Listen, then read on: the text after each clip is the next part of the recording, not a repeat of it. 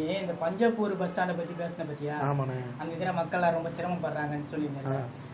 அப்படி ஒரு பக்கம் மக்கள் வருத்தம் இருந்தாலும் அங்க இருக்கிற கொஞ்சம் பேரு ரொம்ப சந்தோஷமா இருக்கிறாங்களாம். ஏன்னா அங்க பேருந்து நிலையம் வருது இல்ல. ஓ, அது உண்மைதான். திருச்சி ஜங்ஷன்ல இருந்து பஞ்சப்பூர் போயிருக்குது. அதுல வந்து பாதி மக்கள் வந்து சந்தோஷமா இருக்காங்க. புது பஸ் ஸ்டாண்ட் வந்தா எல்லாரும் சந்தோஷம். ஆமா, மீதி மக்கள் கஷ்டப்படுறாங்கன்னு சொன்னாங்கல்ல. அதுல ஒரு சிலருக்கு ரொம்ப வருத்தமாங்க. இடம் மலிவா இருக்கும் போதே வாங்கி இருந்திருக்கலாம் அப்படின்னு சொல்லி இப்ப வந்து விலை அதிகமாயிடுச்சு அப்படின்லாம் வந்து சொன்னாங்க கூட. அங்க வந்து மக்கள் மட்டும் வாங்கலையாங்க, அங்க இடம் மனிதர்கள்லாம் வந்து வாங்கியிருக்காங்களாம். அதோட மட்டும் இல்ல, அந்த மாமனிதர்கள் வாங்கினதுக்காக தான் வந்து பஞ்சப்பூர் பேருந்து நிலையமே அங்க கொண்டு வந்திருக்காங்களாம் அப்படின்லாம் சொல்லிக்கிறாங்க.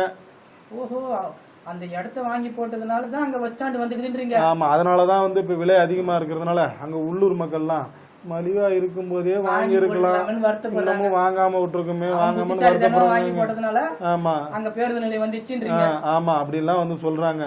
ஏன்னா யார் யார் எவ்வளவு நான் வாங்கியிருப்பாங்க இதெல்லாம். எவன் எவ்வளவு வாங்கினா நம்மளுக்கு என்னப்பா? இல்லைன்னா வந்து மாமனிதர்கள்னு சொல்றோம். செல்வாக்கா வாழ முடியும். மக்கள் எப்படி செல்வாக்கா வாழ முடியும்? அதிகாரத்துல இருக்கிறவங்க தான்ப்பா செல்வாக்கா வாழ முடியும். நாங்க அங்க இடம் வாங்கி போட்டுட்டோம், அந்த இடத்துல பேருந்து வரணும்னு அவங்க தான் முடிவு பண்ணணும். ஏன்னா நீ சொன்னதுனால மாமனிதர்னா ஏதோ வில்லங்கம் இருக்குமே அப்படின்னு கேட்டோம். என்ன வில்லங்கம் நமக்கு என்னப்பா சொல்றது சொல்லிட்டோம். நமக்கு ஏன் வம்பு?